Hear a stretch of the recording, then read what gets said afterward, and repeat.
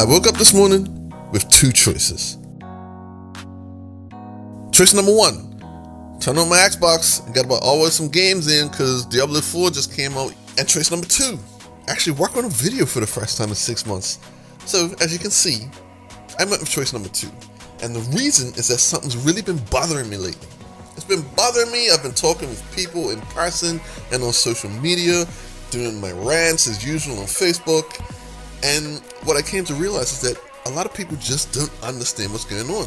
And I want to have a short discussion with you guys about it. But in order to have that conversation, I need to go over one thing first. That is the difference between gratuities and tips. I live on tips. And to show you why, that's a very important thing to know when you're visiting Bermuda.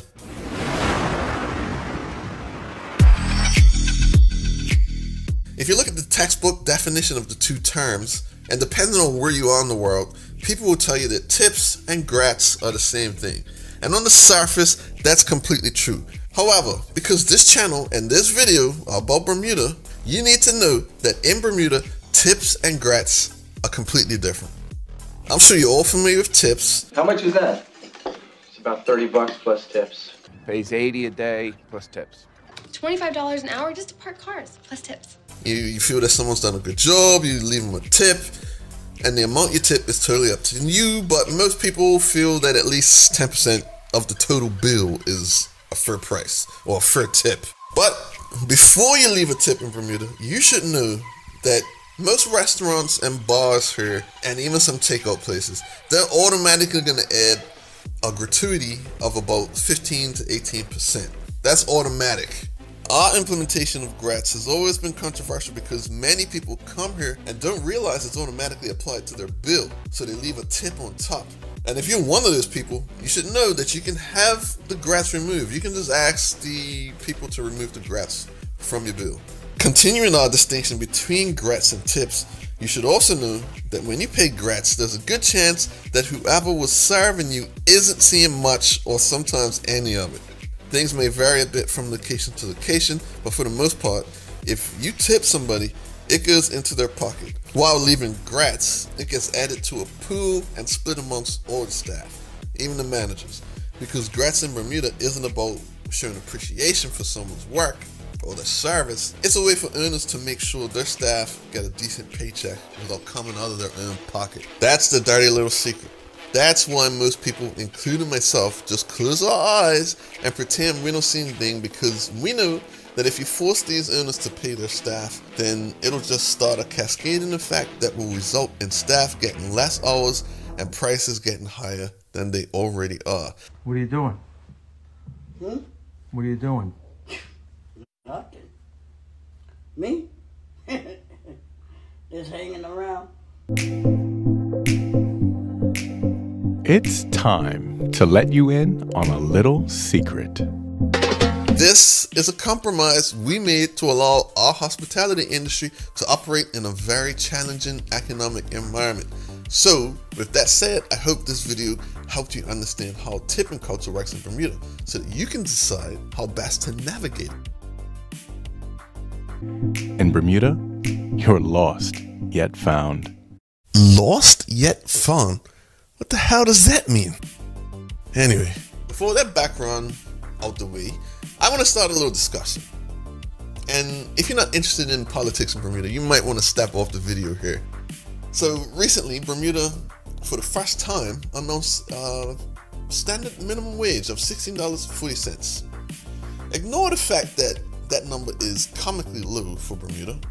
Let me give you an example. Minimum wage in the UK works out to about $13.50 an hour, so just a $3 difference. Yet they have free healthcare, far lower cost of living, and much better social services.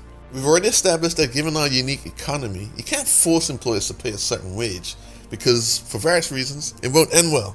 So Jason Hayward, who is Bermuda's Minister of Economy and Labor, he had to come out and warn employers not to use the minimum wage as an excuse to cut an employee's existing pay.